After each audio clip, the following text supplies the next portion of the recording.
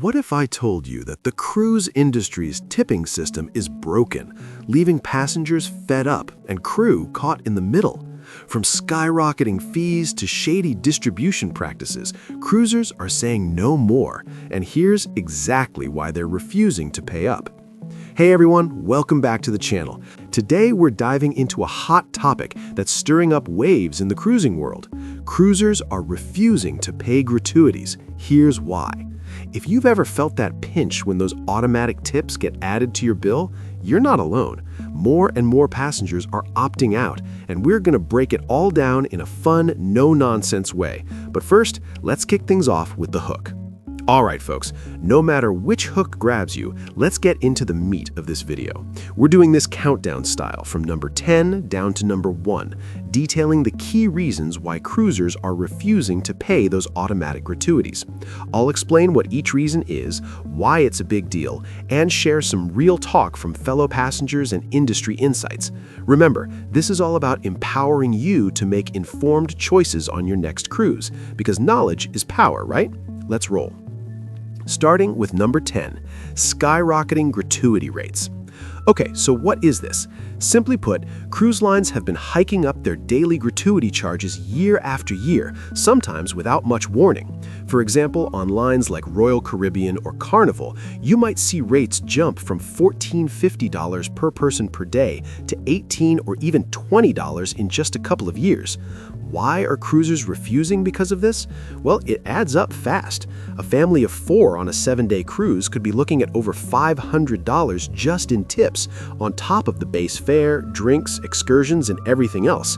Passengers feel like they're being nickel and dimed to death. One cruiser I read about on a forum said, "I prepaid my cruise thinking it was all-inclusive, but these increases feel like a bait and switch." And honestly, in a post-pandemic world where travel costs are already through the roof, people are drawing the line. It's not that they don't want to reward good service, it's that the mandatory feel of these escalating fees is pushing them over the edge. Moving on to number 9, lack of transparency in how gratuities are distributed. This one's a doozy. What it means is that when you pay those automatic tips, it's not always clear where the money ends up. Cruise lines say it goes to the crew, like your cabin steward, waiters, and behind-the-scenes staff, but there's often no breakdown or proof. Some passengers suspect a chunk stays with the company to offset low base wages. Why refuse? Because trust is everything. If you're shelling out cash, you want to know it's actually helping the hard-working folks who make your trip amazing. I've seen threads on Reddit and Cruise Critic where people share stories of crew members hinting that not all tips reach them directly.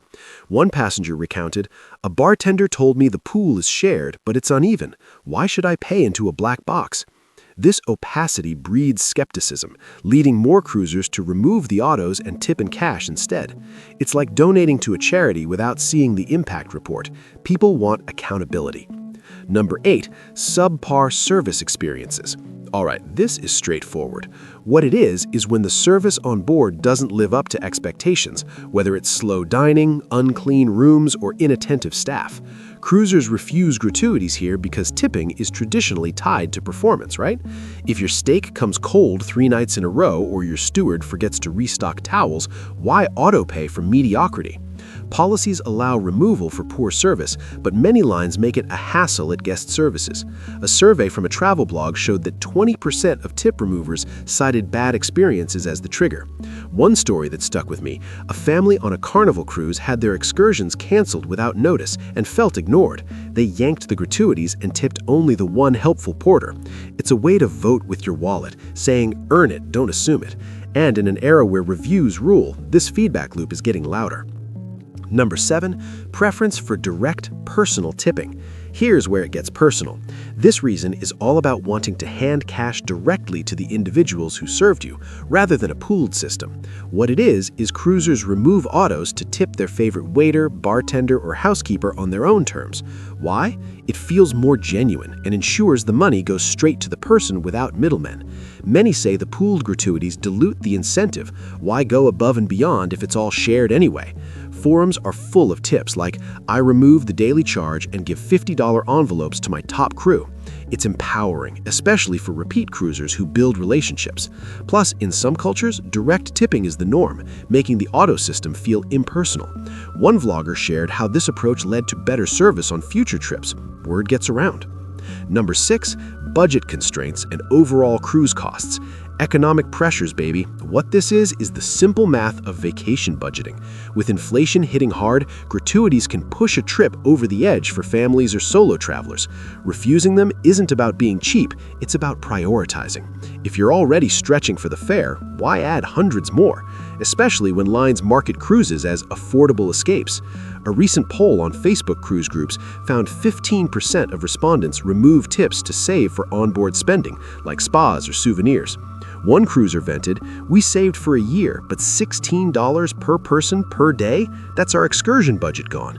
It's a ripple effect. Higher gratuities mean less spending elsewhere, hurting the crew indirectly. In tough times, people are reevaluating essentials, and autos are first on the chopping block. Number 5, perception of gratuities as hidden fees. This ties into the bigger picture. Gratuities often feel like sneaky add-ons disguised as tips. What it is cruise lines advertise low base fares to hook you, then pile on service charges that aren't truly optional. Cruisers refuse because it smacks of deception. Why not bake it into the price? Transparency backfires when passengers realize it's a wage subsidy for the company. Industry insiders admit lines use this to keep advertised prices competitive. One article I came across quoted a former exec saying, "It's marketing 101. Refusers see it as corporate greed, with comments like, "I'm not paying your payroll." It's fueling a tipping revolt, as one YouTube channel called it, where passengers demand all-in pricing like airlines are starting to do. Number 4, cultural differences and tipping norms. Not everyone's from a big tipping culture. What this means is that international cruisers, like those from Australia or Europe, often balk at US-style autos. In places like the UK, tipping is minimal and based on exceptional service only. Why refuse? It clashes with ingrained habits. Forcing it feels culturally insensitive. Australian cruisers, for instance, complain that lines like Carnival hide gratuities and fares down under, but charge separately for Americans. Why the double standard? Social media is rife with debates like, "We don't tip at home, why on a ship?" This leads to removals as a form of protest, emphasizing that one size doesn't fit all in global travel. Number 3, belief that crew are adequately compensated without tips. Some cruisers dig into the fine print and conclude that base wages cover the basics. What it is the argument that gratuities are bonuses, not necessities. Lines guarantee minimum pay, so why subsidize autos? Refusers point to contracts where tips make up the difference, but they argue companies should pay fair wages outright. Why? It shifts responsibility from passengers to corporations. A Quora thread had ex-crew saying, "We get by, but tips help." But cruisers counter, "That's the line's job." This reason gains traction with ethical travelers who see it as exploitative. One refuser said, "I'll tip extra for great service, but not as a wage patch." Number 2, frustration with automatic charging policies. The mechanics matter. What it is the auto add to your SeaPass or onboard account, making it feel mandatory despite it being optional. You have to actively remove it at guest services, often facing lines or judgment. Why refuse? It's inconvenient and pressuring, like opting out of spam emails. Many lines, except Norwegian, allow it, but the hassle